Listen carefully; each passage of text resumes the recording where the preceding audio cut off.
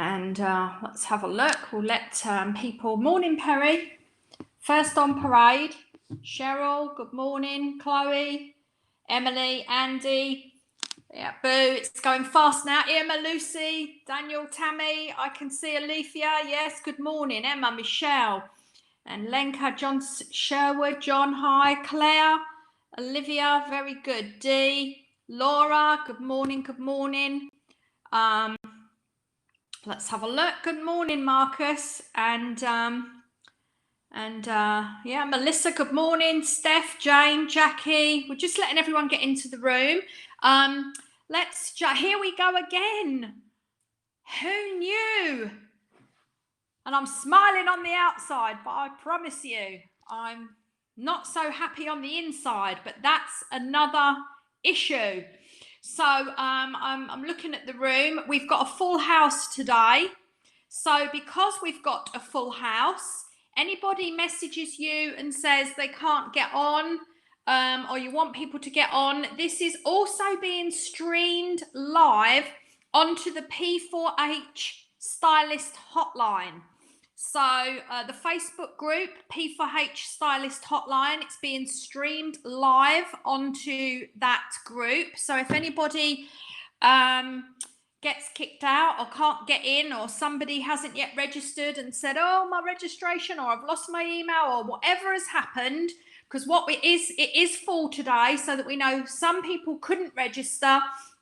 And we also know from our previous experience some of the things that happened. So just so that everybody knows that, because I think about another 10 people entered the room after I said, this is being live streamed onto P4H Stylist Education and Hotline group on Facebook. So we're trying to make sure that we do reach everybody, but I'm very keen not to increase our subscription this time because it cost us a fair amount of money to do so. And like you, we are trying to preserve our resources. So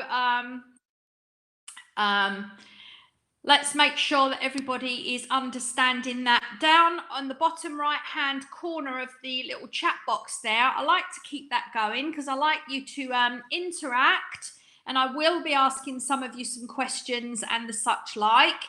So down there in the chat, feel free to chat. There is so there's a public chat where everybody can see, and then there's a Q&A mode. So there's two ways. It's in words, but it's also in a little question mark down the bottom. When you ask a question, please make sure it's in the blue box, because what that means is Declan, who is in the background and he's supporting me today, what it means is that we can save those questions for the end. It means that we can pick the questions up in all the chatter. Now, if you do ask a question, you must go back to your normal chat mode, otherwise all your chat will come up in blue. If you make a mistake, it's okay. It's not a test. All right, so it's okay if you don't quite get it right, but just so that everybody knows how it works. And I just repeat once more, it is being streamed onto the P4H Stylist Hotline and education page on Facebook. So if anybody messages you from your team and says they can't get on, etc., they can go there. They won't be able to see the live chat, but they will be able to see me and they will be able to see the presentation. So technology moves on. Let's get going today. Technology moves on, and we have our platform now gives us the ability to stream onto Facebook, which is very interesting because everything is moving at a rate of knots.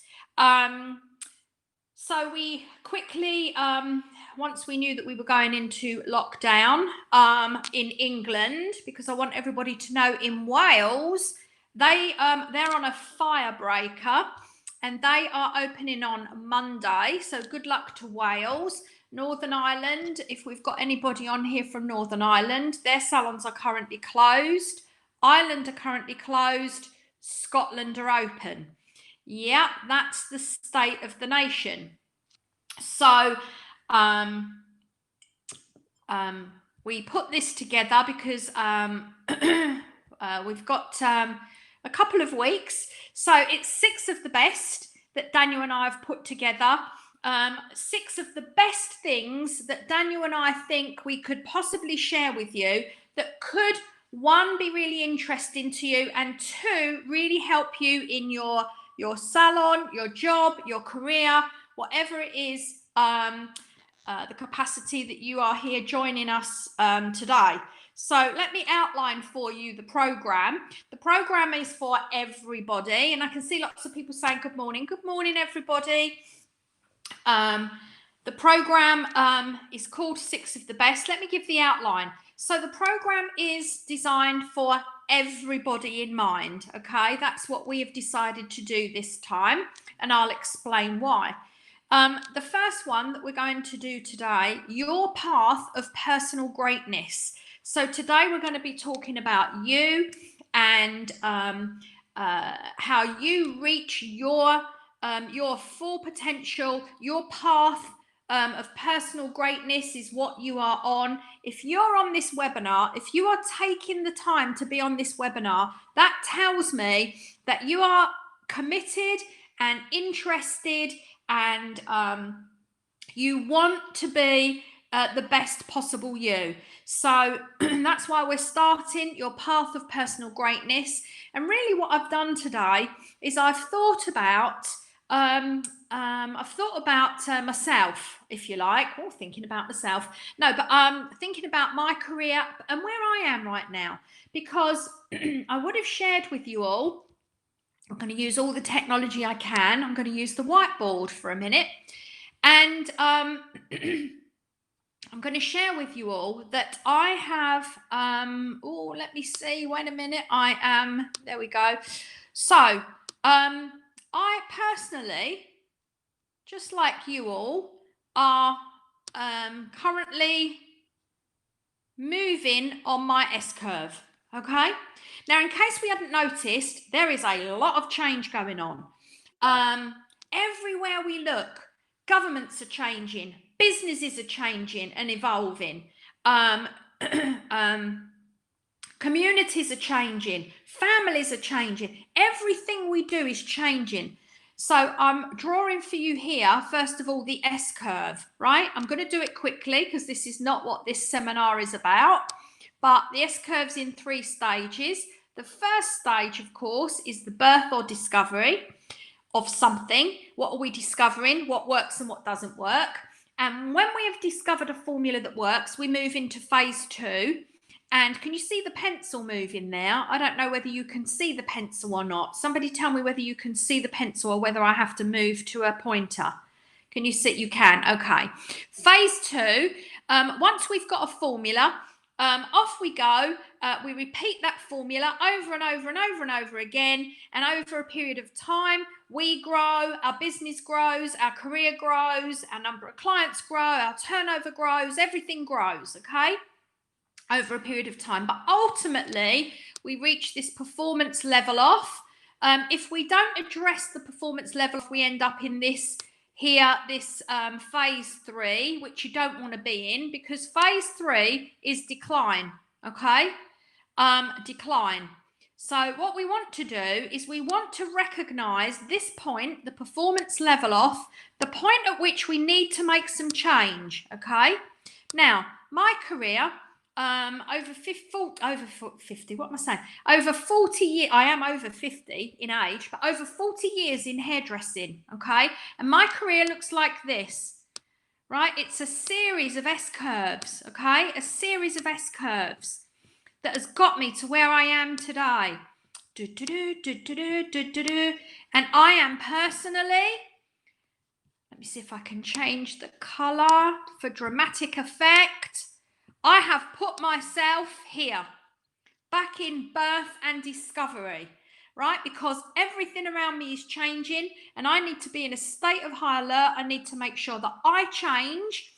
I'm an early adopter of change, and that I get there before everybody else does, okay? And that's what I want to encourage you to do, right? Do you like it? So that's why today we are thinking about our path to personal greatness, because our path is changing. Whether you like that or not, it's what's happening. Our industry is changing, and I believe, depending on how we manage it, it's going to change for the better. So let's get back to the presentation. Here we go. So that's what we're going to look at today.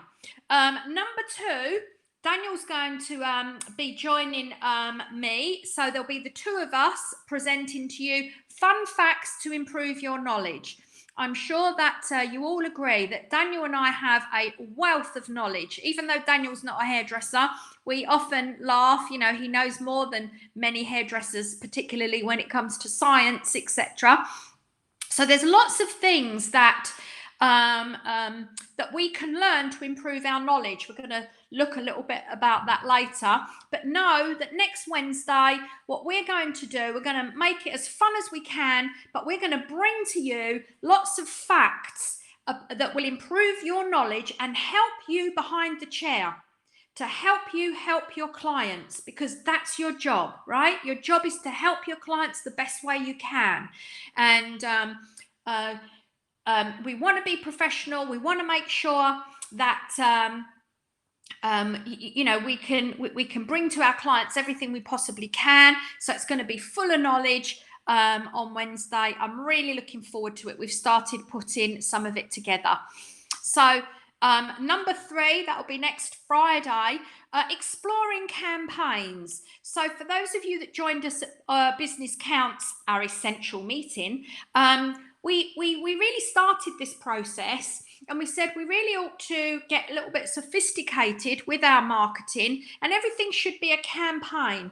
Now, I'm really excited about this because when Daniel and I were talking about this program, and we were talking about the best way to deal with marketing, you know, one of the things we discussed was that the best campaign in the world is not going to be successful if it doesn't meet the mark at the end user. Now, the person dealing with the end user is who? Who is the person with the end user?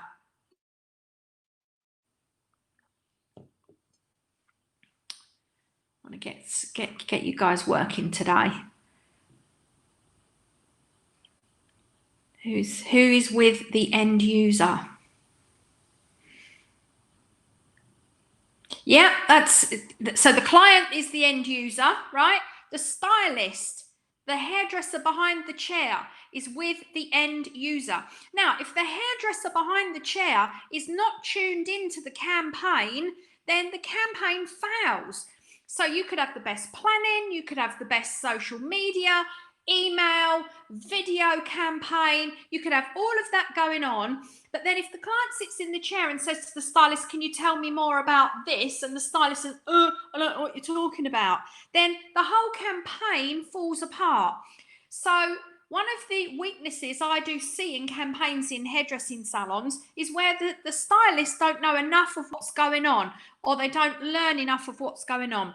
So we're going to be exploring campaigns, how we build a great campaign, what all our opportunities are, but also how it's really important that every being in the business is involved in that campaign.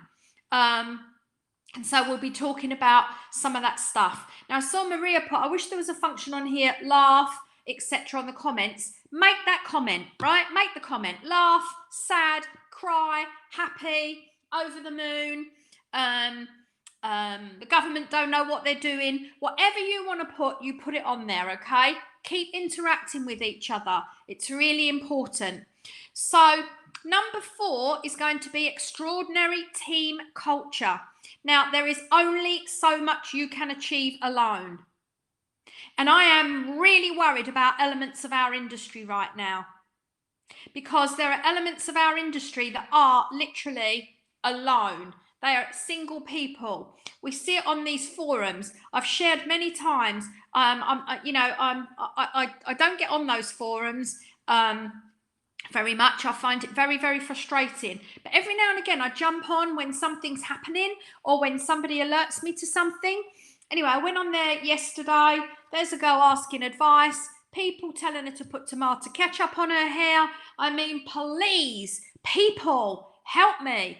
So we're going to talk about extraordinary team culture and what that means. Even if people are working alone, they need to be part of something bigger in order to be professional. This industry is moving. It's already moved, right? It's already moved. So the industry has already moved. Somebody's ringing my phone. Decline. I've lost you. There you are. You're back again. What did you see? What did you see? So, oh yeah, you saw the ketchup, right?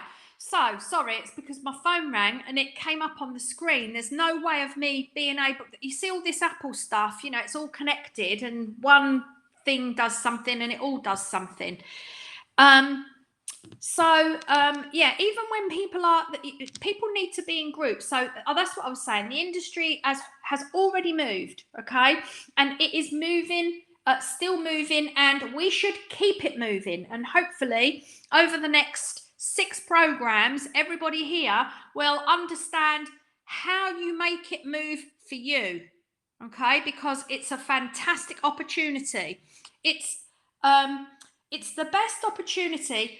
All my 40 years in hairdressing, right now we have the best opportunity that has ever been presented to this industry. I promise you. So, extraordinary team culture, we're going to talk about that. Profit is everyone's responsibility, and it absolutely is. So, salon owners on here, let's see how many of you noticed Rishi's Freudian slip yesterday. And what I'm talking about here is he announced that he's extending the furlough scheme to the end of March, but he slipping away, that's how he describes it, is the job support bonus scheme. This is a disaster for salons. I saw that you jumped on it, Marie. You did a really good job. So Rishi, yes, he's taking the job support scheme bonus away. This is a disaster for salons. It's a disaster for small businesses. I mean, they're just changing their mind every day. Things change every day. Team, employees here, reach out to your salon owner today, because let me tell you, it is dreadfully stressful right now for salon owners. I am going to share with you, the government are paying the furlough. This is my business I'm talking about now, okay? These are my salons, Feathers and Passion for Hair. The government are paying the furlough, but they're not paying the employer's national insurance contribution or the pension contributions, okay? They're not paying that, right? And they're not paying the holiday. The employer still has to pay that. They are giving grants, but those grants are not enough money in my businesses, and we'll see in a minute, the salon owners will give us some feedback. It's not enough money to cover our expenses for November. So in November, we're on November the 6th or whatever we are, the 7th, I don't even know. Yes, Jane, you can claim 80% of holiday, but accrued holiday, the government are not, that is the responsibility of the business, right? So, and if you do pay holiday during the furlough period, my advice is we must do that, because the business cannot take the burden of that. If you do, you've got to top it up the 20%, right? So my point is this, back to my business, back to me. During November, on November the 6th, or whatever the date is it the 7th or the 6th today? I don't even know. I already know that there is not enough money in my business to pay all of our bills. So what is going to happen? So how many, thanks Courtney and Stacey, it's the 6th. So salon owners, how many of you have already worked out that with your grants that you'll be getting, you have not enough money in November to cover all your expenses? Right? Won't even cover your rent. Okay, so yeah, good. Let's see. So I want to go back and I want to say, employees, reach out to your salon owner today. It's an extremely stressful time for them. Now, one of the things that businesses were relying on was plugging in these job retention bonus in February. The payments will come in February. So they've already plugged it into their budgets and said, well, that money's coming in February. And now it's not coming. And we don't know what's going to happen. So profit is everybody's responsibility. What we are aiming to do on that webinar is to help everybody, every single person understand how a business works. Because all we're seeing at the moment on the news is like all these big businesses, Lloyds Bank are shedding jobs. Who was it yesterday? Was Sainsbury's are shedding 3,500 jobs.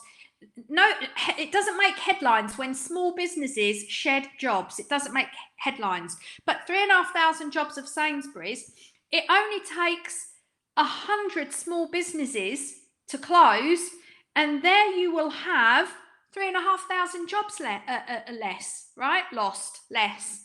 So that's where we are. So profit is everyone's responsibility. We're going to look at this. We're going to talk about how we improve profitability, how we make sure that we keep costs under control. We're going to be looking at how it's everybody in the company can make a difference. Everybody can make a difference. And profit, it's very important that businesses are profitable. Okay. And then number 6 will be, just before we go back, because we are going back on the 2nd of December, number 6 will be business elegance, right? So we're going to really be talking about the process of doing business, how we make it elegant, and how we make it for our clients a great experience. Okay, a great experience. So that's the program. All right, that's the program. Keeping an eye on the time. Let's get going. Number 1, your path of personal greatness, because that's what you are on, your own path of personal greatness. There is a ton of opportunity that lies ahead because our industry is changing. It's already changed. So we've been put into a different category. We started off at the beginning of this whole debacle, back in March, we were put into hospitality. Previously, we've been lumped and called retail, okay? But we were put into hospitality, and then they realised, no, that's not the right category for us. So they took us out and they called us what did they call us first of all? Oh, someone help me out.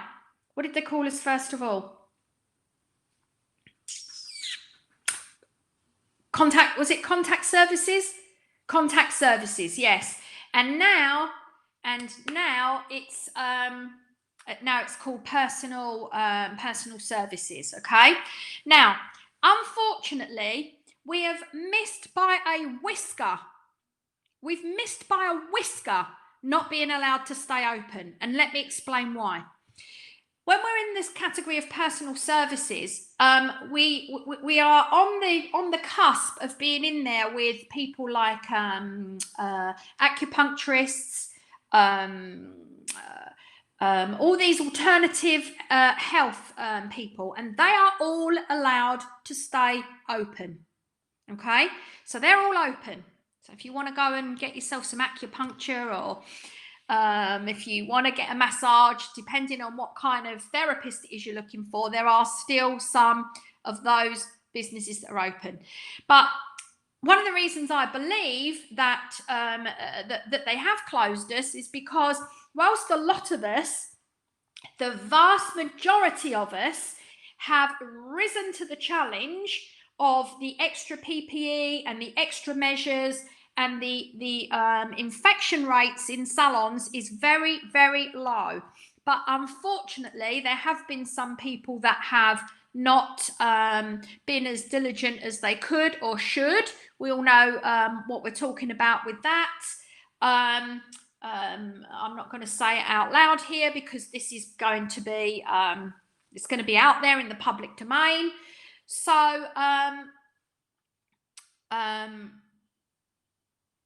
yeah, I can see some of you talking about that. Yeah, well,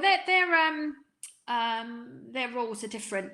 Actually, coming to what you're saying there, that is a clue, by the way, of what will happen to us.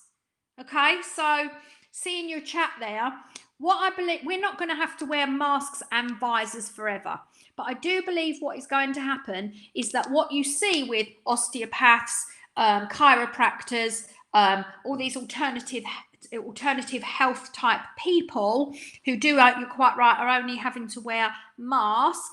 That's really probably where we will move to and settle. So here really is my point. A couple of weeks ago, I took my mum to the optician, and my mum's got limited mobility, so I was allowed to go with her. Otherwise, she'd have had to go alone. They've got all their measures on the door like we have. You couldn't just walk in. You had to wait to be let in. I know many of you are doing that with your salons. At my salons, the door's closed. We let the client in because we don't want people wandering in off the street. And then she had been asked to fill out consultation forms prior to the visit, which we did. When we got there, they were all printed out. Okay, so she sat down for her consultation. He had a mask on, the optician. My mum can't wear a mask, but my mum wears a visor all the time, okay? Because then people don't, I don't know why the government haven't said to people, you know, if you can't wear a mask, wear a visor, okay? Because they're readily available, and then everybody would be protecting everybody. But anyway, back to the opticians. So he had it all printed out there, and her consultation that she'd filled out in advance. And then he said, okay, come with me over to the machines. We're going to do the tests. And as we moved over towards the machines, he put a visor on. So now he's got a visor on and a mask. And I immediately thought, I looked at him and I thought, gosh, he looks like a hairdresser. And then my mind went, my voice too went, no, hairdressers look like opticians. Now, what do you think about that? What do you think about that? Hairdressers look like opticians. What should happen now?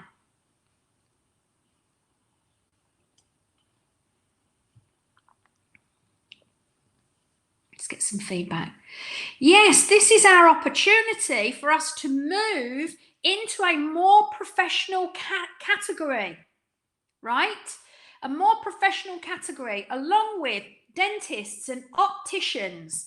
So this is our opportunity, as long as we don't mess it up, to move into those categories. And that has happened, you know, many times you hear, if you were with us on Business Counts, you'd have heard Daniel say that online shopping has raced forward 5 years. You read things or you see things, they're saying that, you know, things have been propelled forward dramatically because of the current events. That's what has happened to our industry. There's been more movement in the last few months in terms of our move towards professional, that in the last March, April, May, June, July, August, September, October, 8-9 months, than there has in the previous 40 years of my career. How about that? So what great opportunity lies ahead if only we grab that opportunity and we make the most of it, right? So it does mean our prices will go up. It does mean we will get more respect. It means the job will have more prestige. But it's us, the industry itself, that have got to move that way. Now, if we all focus on the lowest common denominator, none of us will move. So just move. Just do it. Now, one of the things we talked about a lot during lockdown 1 and we put into place is the online consultations. So let's make sure that we are making sure that we get from the client the digital consultations, get those in advance. I know my stylists at Feathers have done an absolutely fantastic job of, when they've got complex services, they do a digital consultation with the client by appointment. Clients are loving it.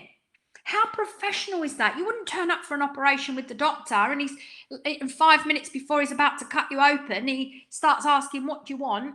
And making decisions on the spot. So they've been taking the information that the client sends in advance and then making a digital appointment with the client on FaceTime or other digital mediums. For some clients it's a telephone, but then when the client actually walks in, they already know what they're going to be doing, right? This is wonderful, and the future of professional hairdressing will be just like this, right? And so let's really work on this and really move towards these more professional type beings, people. We are more professional, okay? That's what we need to do, but it needs work, right? It needs work. I'm telling you right now, it needs a lot of work, because what we think we are and what we actually are, could be quite different. So this fantastic opportunity lies ahead for you to be the best possible you, because with all this change, the most important thing, right, is that you make yourself the best possible you. And when I talked earlier about I've put myself back into phase 1 of the S curve, it's so that I can be in a state of high alert, keeping my wits about me of what's changing, what I should change, what I should do, etc., etc. So I want you to think about the best possible you, and what that means. Now, the good news about focusing on the best possible you is, when we talk about focusing on what you can control and letting go of what you can't control, guess what you can control? And the only person can control is you. So working on yourself for the next period of time, right, is one of the best investments that you could make. So this is what I want us to think about, how we focus on ourselves and how we find the best possible person and how we control ourselves, how we get ourselves to do whatever it is that we need to do differently, right? So these are the things. Now, here's what you can control is you. You can control you. You can control your feelings. Right now, I know a lot of people feel that they can't, but you can control your feelings, and we're going to talk about this, and I'm going to show you what affects our feelings and how we can control that. And I know, some people say, some people are sitting there, and your voice too is saying, no, people make me feel bad. People cannot make you feel bad without your permission. Okay, so that's one of the things that we're going to look at. Your actions. Someone's at my front door. I hope Bertie's with Daniel today in the office, so he's not barking. Hopefully my mum's heard that, because it's important. It's an important parcel. So you can control your actions. Just let me, it's not Amazon, it's Marks and Spencer's. Hold on.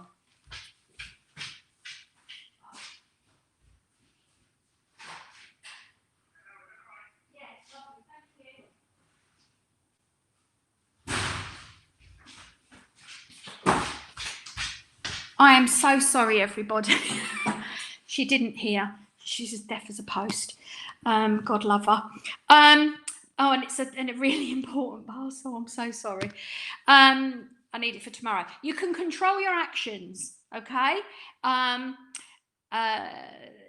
That's what we can do. And you can control your life. And that's really what we are. And you can control your career. That's really what we're going to focus on today. And I can see what you're writing there. It is not wine. If you really want to know, it's I think a lot of you know that I have ward of court for my uncle, lives in a care home in London, and I've got permission to go there tomorrow to see him, only for 10 minutes. I've got to drive all the way to London for 10 minutes. He's been very ill, and it's stuff from Marks and Spencer's. It's clothes, it's pajamas, it's pants. Okay, now you know. So anyway, so that's what it is. So these are all the things that we can change. Now we're going to start from the bottom and work our way up. But what I want you to think about is this. No socks. He's already had socks in the last parcel I sent. So we're going to start with your career. Okay. Now, it's really not complicated, although I'm not taking away. I don't want anyone to get confused here with what I'm trying to say. Being a hairdresser today is very complex. Very complex. I think you've all heard me say before that when I was a young hairdresser, I was a young hairdresser in London when Lady Diana Spencer got engaged to Prince Charles, and all we did for 6 months was highlights and a layered haircut, right? It was, you know, hairdressing was much simpler back then, okay? It's very complex today. We've talked about that.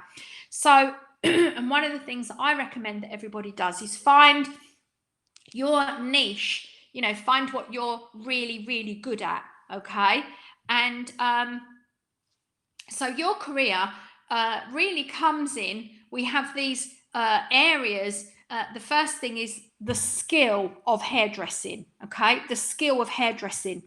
Yesterday, we already had hairdressers ringing up and buying mannequin heads, right? Because they want to practice what they're doing whilst they're at home, and that's really, really good.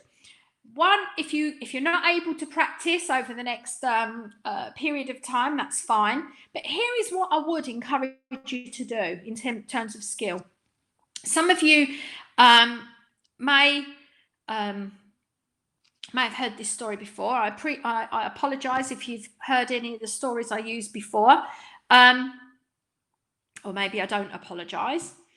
But some of you will know Lenny King. How many of you know Lenny King? One night, good few years. Well, let me just tell you, if any of you don't know Lenny King, something I want to tell you about him is this. He's a hairdresser, an educator, salon owner, a musician, a poet, a writer,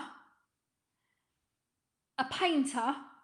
In fact, I have seen him, and some of you here would have done also, seen he's colouring hair on stage, and then he takes his bowl of hair colour and his tint brush, and on his flip chart board, he then paints unbelievable pictures on a flip chart board with hair colour. Who's ever seen that? He is probably one of the all-round most talented people I've ever met in my life. One evening, Daniel and I were having dinner with Lenny. And Daniel said to him, "Lenny, how did you get to be so good at everything?" And Lenny said, I take my worst and I work on it until I make it my best. That's what he said. I take my worst and I work on it until I make it my best. Now, at the time, Daniel was still he was a chef, right? So when I first met Daniel, he was a chef. And he hated baking, hated it. So he decided to, inspired by Lenny, he decided that what he'd do so that he could become better at baking and enjoy it more, what Daniel did was he perfected his bread making. So much so that at the time he was working at the first all-organic restaurant in London. And his bread making became so good that they put Daniel on bread making. Now, don't go asking him to bake bread for you these days. If it takes more than 15 minutes, Daniel's not cooking it. That's just the kind of chef he is these days. But what I am trying to inspire you to do is to, if you can't practice your skill during lockdown, Identify what it is about your skill that could improve, and be honest with yourself and improve it. I'm going to tell you one other story about this, true story. She's on here, Jodie, my business partner at Feathers Whittam. Hope she doesn't mind me telling everyone this story. A few years ago, can't remember how many, I'm going to say about 8 years ago, Jodie, and many of us get to this situation. She's not answering me here, but I'm sure I saw her name there earlier. Yep, I can see her there. Yep, there she is. A few years ago, I think this happens to us. She said, "Oh, I'm getting bored with standing behind the chair, just getting bored." And I said, "Well, then you have to find something to give you a little bit of interest." And she said, "Like what?" And I said, "Well, okay, what don't you like doing? What are you not very good at?" She said, "Not very good at doing gents." I said, "Okay, then what you should do is you should improve your skill of doing gents." And she did. She did some barbering courses. She actually went and shadowed a barber on her day off for a few weeks. And today, for those of you who know Jodie, see her work with Jodie, tell me what her men's hairdressing is like. Now, there you are. She says, "I did, and it was a great experience." She's an absolutely amazing men's hairdresser, but that's not the only thing Jodie in the last 8 years has focused on. And Jodie's been doing hairdressing a few years. How many years? How many years has Jodie been hairdressing? How many? I'm going to say 15. Let's since 1998. Oh wow. 2022. No, Jodie, it can't be that long. 22 years. Oh my God. So there you are. So she's probably, and is it about 8 years, Jodie? Am I right? So in the last 8 years, she's developed more and learned more than she did in the previous 12, 13 years before. Right? Is everybody understanding? Now so I don't care who you are, and I don't care how long you've been doing hairdressing, there is something you can improve on when it comes to skill, right? So that is one aspect of what we do. The next aspect, yeah, that's it. And she cut on stage with Neil. That's right, you did. The next aspect of our career, right? So it's really in 3 parts, which is why we've got a triangle. The next thing is the profound knowledge. And this is something that I know everybody can improve. Everybody, including me, because things are changing so quickly. One of the biggest frustrations for me in our industry today is that I see many hairdressers asking questions, and I'm looking and I'm going, this is the answer. And people are,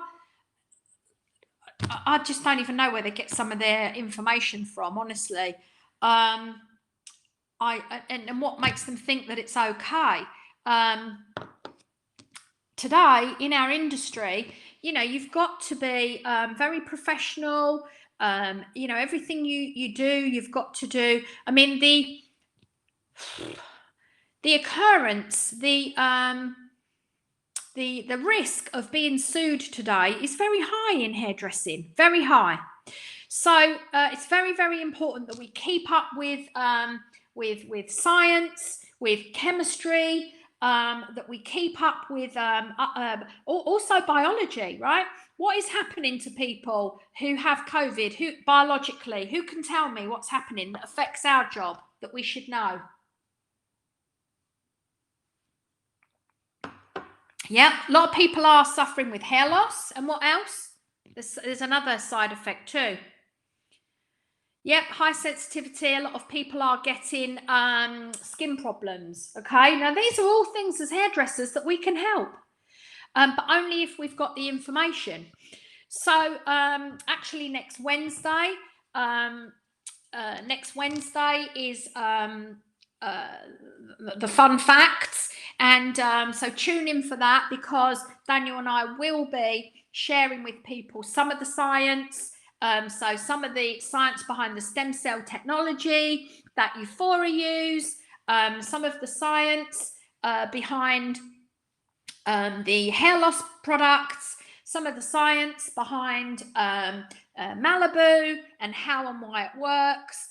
All of these things that, number one, are the answers to a lot of these problems. Number two, are going to help you as a hairdresser to become more professional and have more of the answers, right? So that's one of the things that we'll be doing. And then the third thing there, okay, is the emotional intelligence. And this is the thing that I am going to challenge you all to learn and develop a little bit over the next couple of weeks. Now, emotional intelligence, there's plenty of stuff out there. Look, this is a little tiny book. Little tiny book, a nice easy read, right? If you're not somebody who, here's Daniel Goleman, is one of the first professors, right, to if you like, to discover emotional intelligence. Okay, this book is his book called Primal Leadership. He has got other books. You know, this one's big, thick. I can understand how some of you would run a mile from that. So it doesn't have to be. There's plenty of videos on YouTube. So if you YouTube it, you'll find information. But on the back of this book, it says, this nice little thin one. Look, nice little thin one. It says, it's been shown that emotional intelligence is just as important as IQ or standard intelligence. Recently, it's been proven that people who have high emotional intelligence are more likely to score better jobs, have a more fulfilling social life, and their overall happiness is higher, right? Now, we're dealing with people all day, every day. We must have a high level of emotional intelligence. Now, I don't know about you, how you're feeling right now in terms of your interactions with people. Anybody feeling like they've got a few sharp edges about themselves at the moment? I've got my hand, that's my hand up, right? Anybody feel like other people have got some sharp edges about them at the moment? Yes. People are all feeling a little frazzled, we'll call it. So this calls for us as professionals to be even better at being able to use emotional intelligence as a way of being better at what we do, right? So I love that. Even Ian, I don't believe it. I think somebody asked the question. Somebody asked the question about. Somebody asked an author. Ask it again in blue. Declan will bring it up at the end. So we're not going to do emotional intelligence on here because when I started thinking about what's the best way to deliver this information to you, right? I thought, no, I'm not going to do a whole thing about emotional intelligence. There is so much information out there on emotional intelligence. By the way, when I was digging my books out, I dug this one out. This is going to be my book of choice. Look, it's an old book. It was Og Mandino's University of Success. Anyone else got a copy of this? Oh, it's a great book. So that's what I'm going to be doing myself. But what I will do is I'm going to go through the 5 components of emotional intelligence as identified by Daniel Goleman. Okay, now just make sure you're writing these things down, and you can Google it. There's a fantastic YouTube video about emotional intelligence. There's loads of stuff, right? Can I give you a book list? I will. I'm going to make a note right here, and I will put on the page a book list, right? And I'll tell you what I'll do, because I've got a bit of time on my hands. I'll put a book list, and I'll do a little synopsis of the books that I put out there. Some of them might be old, and you might have to, search for them on Amazon, etc., but I'm sure that you'll find them. All right. So now, emotional intelligence. The first thing about emotional intelligence is self-awareness. And we just talked about self-awareness. We did a little analysis of ourselves there for a minute because I said, who's feeling like they've got some sharp edges at the moment? And quite a few of us said, yes, I've got some sharp edges. I feel on the edge, right? Courtney said, I think everyone's on the edge. Yes, I agree. Andy said he couldn't wait to finish on Wednesday. So the first part of emotional intelligence is understanding where we are, what our triggers are, what is triggering us, etc., etc. That's the first part, right? And you can't use any of the other parts until you've got self-awareness. And so many people don't have any self-awareness. You can tell people that have got no self-awareness and very low emotional intelligence because they say, a leopard don't change its spots. What you see is what you get. And all of those kind of things. That is people who have got no emotional intelligence and no self-awareness of themselves. And they have already made their mind up that they are what they are and they're not going to change. Right? And they're telling you that they're not going to change. Okay. So, yeah, they've got no filter. So the second part, once we've done that self-awareness, then we do the self-regulation. And once we know what triggers us, we can say, right, well, when my buttons are pushed, instead of doing this, I will react in that way. I will regulate myself, right? Now, this is part of emotional intelligence. Now, motivation, the third part. This is a part that you do really need to study because most people think when they see that, they immediately think about motivation as in like the carrot and the stick, right? Motivation. I really want to buy a new car or I want to go on holiday. So now I'm motivated to do what I've got to do. That's not the kind of motivated it is. It's got nothing to do with material things or anything like that. It's more to do with the motivation inside of us, the intrinsic motivation to want to be a better person, do things differently, not for material satisfaction, but just because of our integrity and because that's who and what we want to do and who we want to be. Okay. The fourth one is empathy, the ability to be able to live in somebody else's shoes. And you can't have empathy if you haven't, first of all, mastered the first two. And then lastly, social skill. So in other words, how we take all those components and how we use them to improve our social skill. So I hope that's inspired you all to make a note and say, this is something that I'm going to work on my personal greatness over the next few weeks. Now, that was your career. Okay, let's now talk about your life. Right? So the fundamental problem of change is not changing society, but changing ourselves. Now, this is from the work of Krishnamurti. Some of you may not know who he is. He's very, very famous in the late 60s, early 70s. He was a man that at that time was going around and helping people to understand how they could take control of their own destiny, etc., etc. But it's still a very, very profound thing that he says.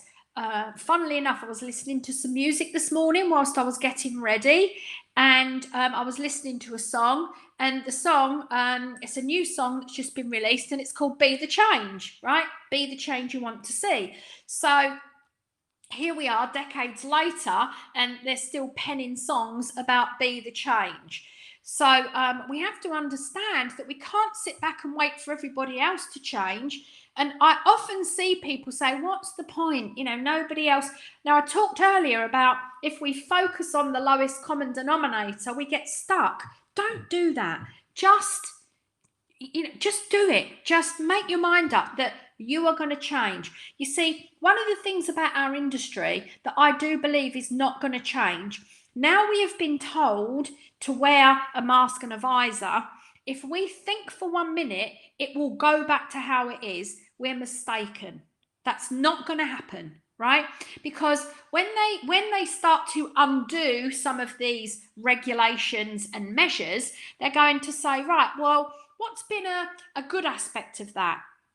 Now, viruses are not all as bad, deadly, contagious, call it what you will, as coronavirus. Although, don't get me started on that. I checked on some numbers this morning, and some areas are going down drastically, and that's not as an effect of us closing the day before yesterday. I promise you.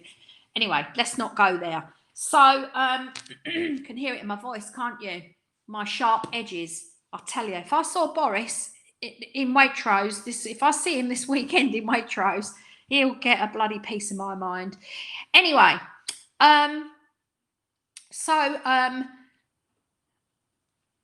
thinking about having the opportunity to take Boris to task has made me. Yes. So, what will happen is, I believe they're going to say, well, there's an aspect of the measures that we've put in place that are good for public health and safety for the future beyond coronavirus, right? And so I have mentioned a few times over the last few months, think nurse.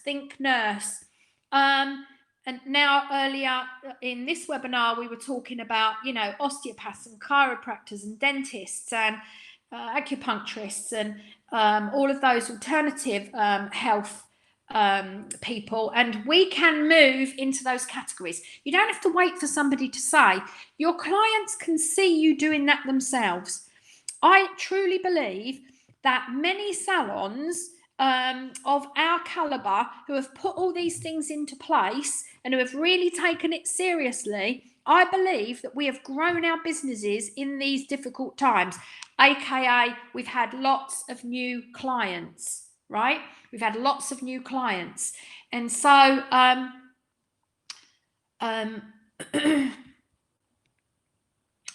we can do this without having to wait for somebody to say, oh, you're professionals. They've moved us. Let's keep the momentum of movement in our salons. Okay, and you can do that. Now, I want to talk to you about a concept called OBI, right? Observing eye, which is similar to emotional intelligence, but I want you to be able to do this all by yourself, right? Observe yourself, because when you observe yourself, that's how you decide whether or not you like what you see. And I want to tell you that there are times when I don't like what I see about myself. Now, some of my very, very close friends will know that I've worked very hard over the last 3 decades to develop myself as a business person. But every now and again, very, very rarely, but my buttons can be pushed and I revert back to what I call my East End fishwife, right? And when I do, it's amazing. My voice goes immediately back to my East End accent. I grew up in the East End of London, and I can do a beautiful Cockney accent. I've worked very hard to try and speak differently. But Dagenham Debbie, who wrote that? Is that you, Daniel? Anyway, my fish. Dagenham's not even in the East End of London. Dagenham's in Essex. Oof. Anyway, so let's swiftly move on. Oh, it's Declan. Declan, be better at geography, silly boy. So anyway, observing eye. Yeah. So when that happens, and it happened quite recently, actually, when I got very, very frustrated about something. I get very disappointed with myself, okay? So, but I observe what I do, what triggers me, and how I can stop that from happening again. So, observing eye. So, when you are tuned into OBI, you are able to ask yourself the question, what am I learning? Everything that happens to you in your life, you are learning something. Sometimes you're learning good things, sometimes not so good, but everything that happens when you are practicing Obi, you are learning something, and you're able to identify what it is that you're learning. Now, I wanted to give you an example of this, and so I've become I'd like to think I've over the last few years, I've been focused on health, etc. My husband happens to be a health fanatic, and so but it's not it's not something that's deeply ingrained in me. Okay, being healthy, I have to work very hard at it. I don't like the gym. In fact, I have a deep distaste for actual, like, all that gym equipment and stuff. That's not me. I do go to the gym, but I go to swim. I don't like classes. I will exercise. I will do mat exercise, but I like to do it alone, right? So I'm trying to tell you all of that because I'm learning something during this lockdown really very important, okay? So much so that it made me go and do a little bit of research, if you like, into what has gone before, because always what has gone before can always give you a clue of what's to come in the future. Now, I'm talking right now about the NHS, because if we think the NHS is in a mess now, wait for the future. When we think about how much money this is costing us, and it's all got to be paid back at some point, we know that the NHS was struggling for funding before. So post all of this mess, we have to ask ourselves, what is going to happen to the NHS in the future? Now, it has made me very, and I've shared with many of you, and I know many of you have shared your concerns too. It's really important that we take responsibility for our own health. And I do think in the future, this is a focus that they will have in order to be able to take the responsibility for people's health away from the NHS and back onto the individual, right? Have I made sense with that? Does that make sense? Because this is all new stuff for me. Have I made good sense? Is everybody following what I'm saying? Okay, that's good. Now, you may or may not know, I've written it all down here. I hope you'll find it as interesting as I do. But the NHS was born on the 5th of July, 1948. And it was originally, so it's 72 years old. It was originally started, its purpose was to look at, the NHS was there to look after the future of the nation's health, right? That's why they did it. It was going to look after the future of the nation's health, and they wanted healthcare for everyone. Now, before that, if you didn't have money, you might a visit to the doctor would cost money, right? So if you didn't have money, then you didn't go to the doctor, you didn't go to the dentist, etc., etc. So they took under one umbrella doctors, opticians, dentists. They brought all of this together under the National Health Service, and it was going to be free healthcare for everybody.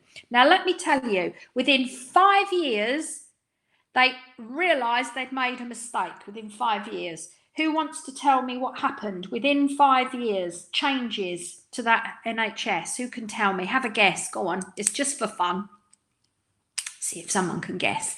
Well, everyone did go, of course. Yeah. Everyone, because now everyone's got a doctor, a dentist, an optician. Yeah. People took advantage of it. Well, people went maybe when they didn't need to, etc., etc. But there's a big change within the NHS within 5 years. Let's see if you've not, if we're not anywhere near it, because we're not so far. You've got too big a war. No, okay. So within 5 years, there was a massive change. They brought in charges within 5 years. They brought in charges within 5 years because they realised they'd made a massive mistake in that people, it's free, let's all go to the doctors. So who can tell me what the first charge was? What was the first charge? Anyone got any idea? The dentist was the second. Yep, prescriptions. So the first charge was a charge for prescriptions, And then the second was a charge to see the dentist. So the dentist wasn't free. You did have to have a charge. Now, before all this coronavirus, there have been debates in Parliament about bringing in another charge. Can anyone tell me what that is? What that debate has been, etc.?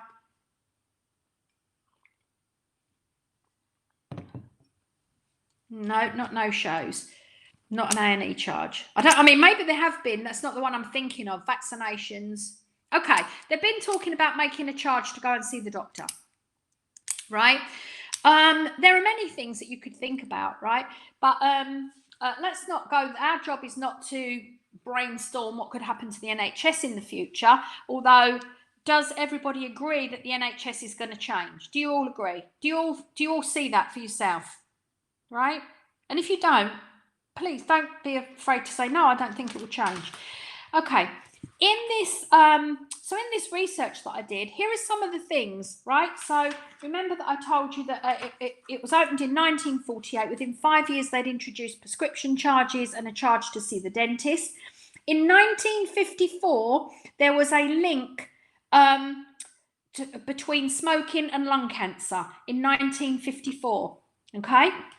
In 1958 was the first mass vaccination of the nation in order to control polio and diphtheria.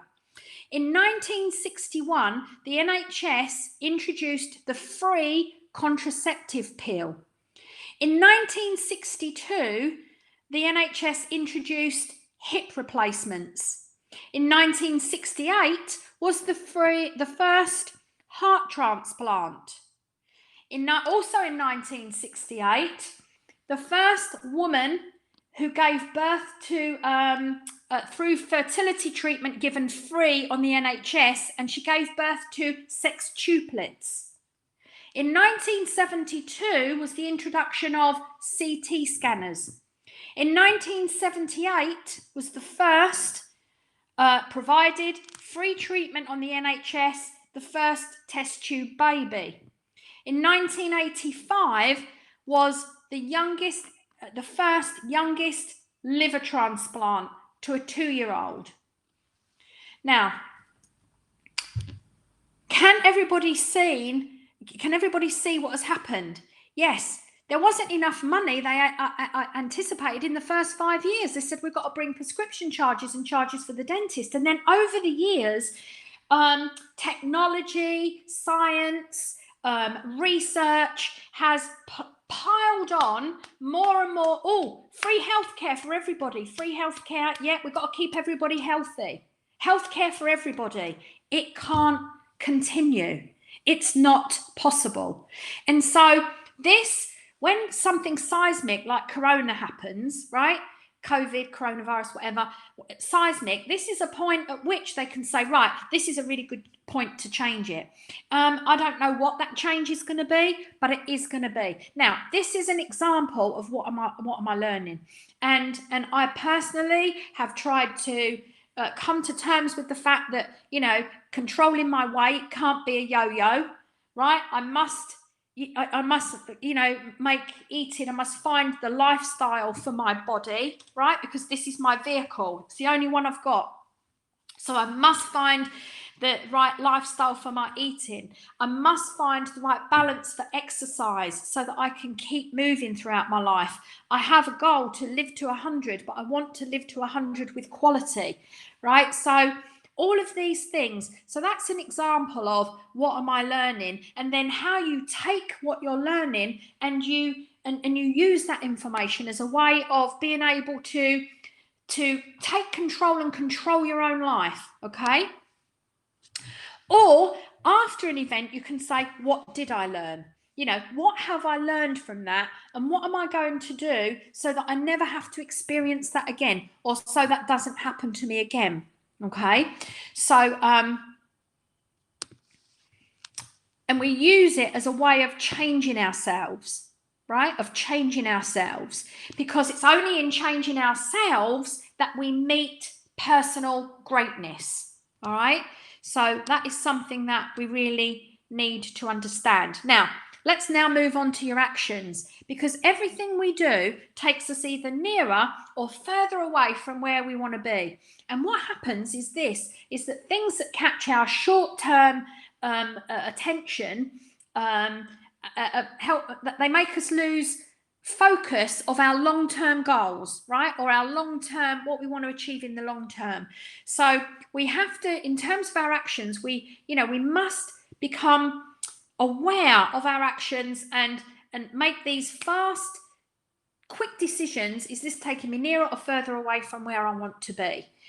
Because that will help us put our focus where it counts, because that's what you want to do, is you want to put your focus where it counts. Now, I spoke earlier about don't wait for the industry, don't wait for other people, do it for yourself, right? And this is how you make the action that you take to make change, right? And what you do is you act your way into a new way until you become. Okay? Now, some people are not comfortable with that. Get comfortable with it. Okay? Don't worry about what other people think about you, the way they judge you, what they say. Doesn't matter who they are. Often, and I hate to say this out loud because it sounds so disloyal, and I'm not a disloyal person, but sometimes the people that hold us back the most are the people that are closest to us, right? And one of the reasons for that is because they fear for us. They don't want to see us fall or fail. They say, oh no, don't do that, don't do that. So a couple of people there have put fake it till you make it. That is absolutely what you do. You act your way into a new way until you become what it is. So let's talk about it in terms of hairdressing. And let's think about,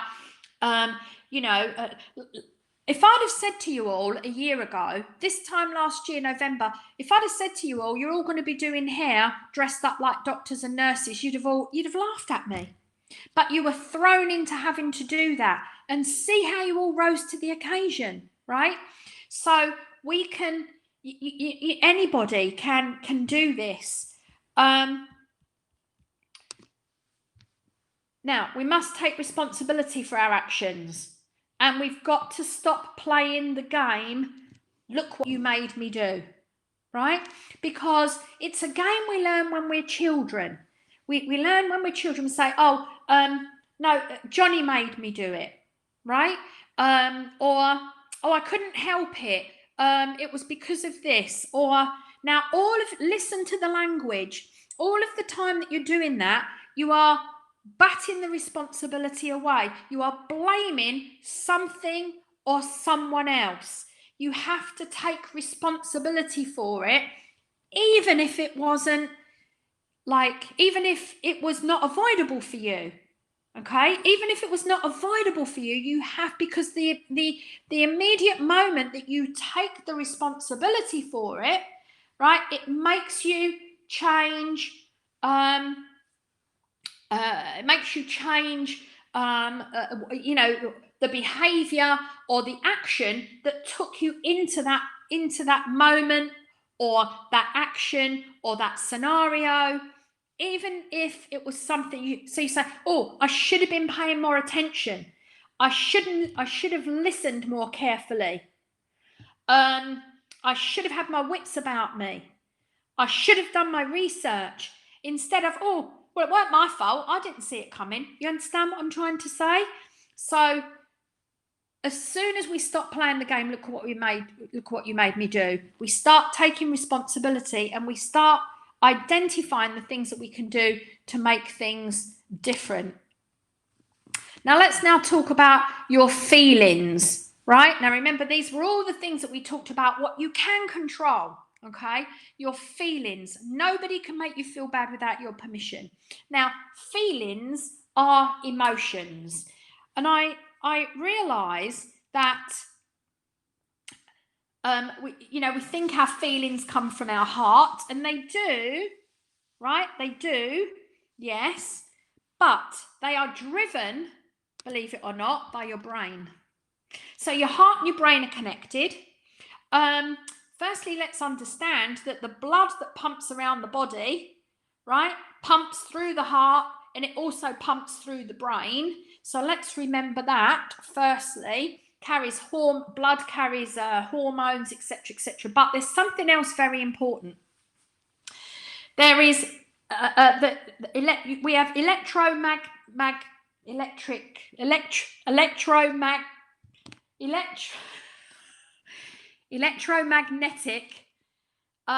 signals are going around our body all the time, right? Electromagnetic. And the most electromagnetic signals come from the heart, okay, to the brain and back again. And they go through the spinal cord, okay? And that's how the brain and the heart are connected, and how they're communicating, and that's what makes you feel like your feelings are from your heart, but they are driven and derived from the brain. All right, now hopefully I'm going to explain this well, so that I want to explain it simply, so that you haven't got to learn about the brain and the anatomy of the brain. You've just got to understand what happens to you, okay? Now, I want to talk to you about these 4 parts of the brain. The amygdala, okay? Now, the amygdala is this little almond-shaped part of the brain here, all right? And it's responsible for your fight or flight. Now, does everybody understand that when something unexpected presents itself to us, what happens is we are having these instantaneous decisions to make about fight or flight, okay?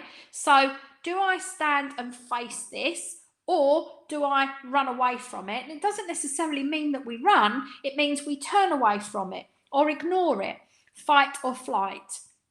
Now, what happens is that these decisions are being made by the amygdala based upon this whole limbic system, which is your emotions, your feelings.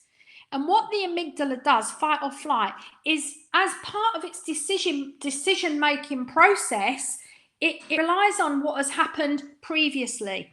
We learn most through pain or pleasure. This is a known fact.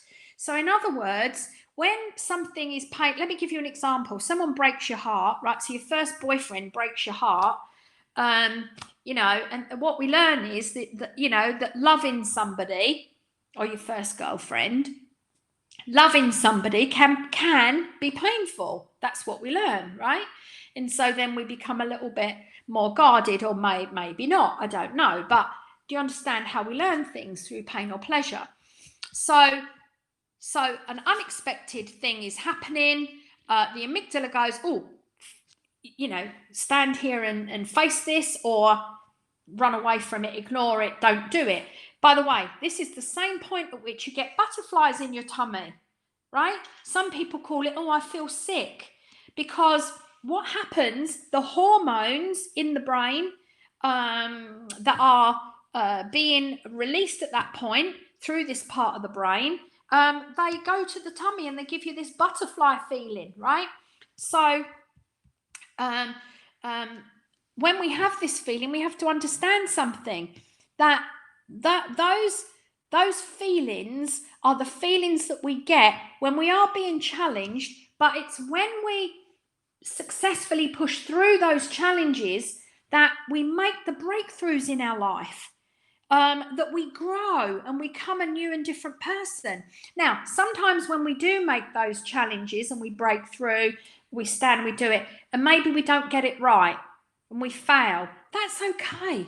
It's okay to fail. It's okay to not get it right, as long as we learn from it. And that's where the Obi comes in. So what am I learning here? Well, I failed at that. That didn't work for me. So, you know, I must try a different way next time. But we mustn't get ourselves into a situation where we are not pushing ourselves. And too many people get so comfortable in their lives that they don't come outside of their comfort zone enough, and they never reach their full potential, right? Because they're too afraid. Now, the prefrontal cortex is this part of the brain, the front part. Now, this is the part which is the thinking part, a very important part, because this is the part of the brain that can break this because then the amygdala goes, oh, should I fight or flight? And it's this part of the brain that helps us make that decision, the prefrontal cortex. Now, something I want to tell you is this, is that when you're doing new things and it feels uncomfortable, right, we all know that once we repeat it, eventually it becomes comfortable for us. It's the basal ganglia which helps us take these uncomfortable actions, feelings, whatever it is that we're doing, and when we've done them enough times, the basal ganglia is the part of the brain which is called the motor memory. In other words, it takes it and says you've done that enough times that you could do it with your eyes shut, right? So then it becomes like our normal behavior. Now, all of that is going on in your brain. All of that is going on in your brain if you let it. Too often what happens is people, stop that process from happening. So therefore, they are not, they're not making the full opportunity of their developments. Okay, so your path of personal greatness. I love this little poem. I'm into poems at the moment. I'm into finding poems. I used to be, and then I stopped, and now I'm back again. This one says, there is freedom waiting for you on the breezes of the sky. And you ask, what if I fall? Oh, but darling, what if you fly?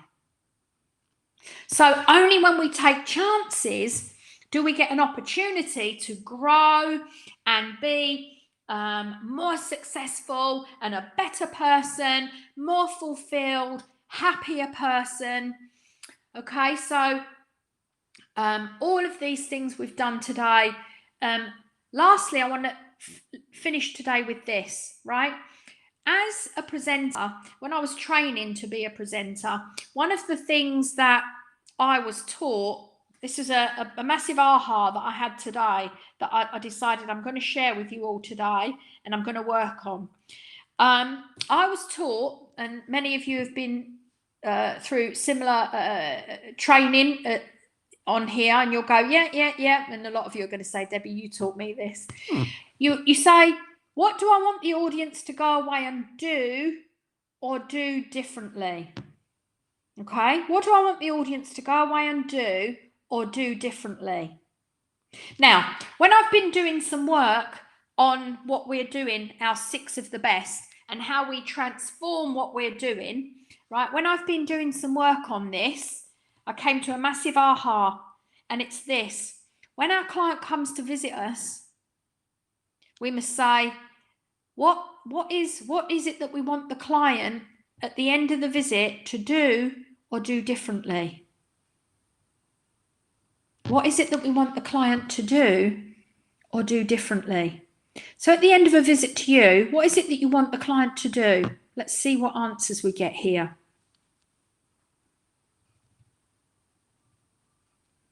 We wanted to come back. We wanted to recommend. We wanted to rebook. Yeah, we wanted to follow the 4 R's. What do we want her to do? Yeah, all of those things.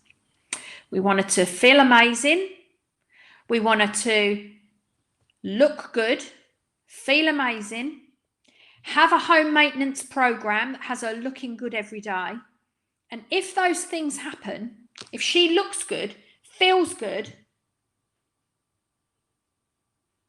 and she has a home maintenance program, all those other things, she will rebook, she will tell her friends, she will make a review, and she will buy products. So what do we want the client at the end of a visit to do? We want her to look good, feel better, and have a program that helps her to be able to maintain that for the next 6 weeks. That's so I had that aha. That's something we're going to be working on. Anyway, I hope, let's have a look. Where are we? 90 minutes. That was what I was hoping to hit, right? So 90 minutes today. Thank you all so much for joining me today. Hope it's worked well on the Facebook stream, on the live stream. We are recording this, so it will be uploaded onto YouTube so that you can watch it again. I hope I've given you all a little bit of work to do over the next few days. We'll be back next Wednesday. We're going to have some fun facts. We're going to improve your profound knowledge. Hopefully, want to pique some of your interest and inquisitiveness to go and dig a little bit deeper into some information. Have a nice weekend, everybody. Listen, try and get outside, get some fresh air, get some exercise, eat well, enjoy yourself, but don't hit the alcohol too hard. And if you need us, you know where we are.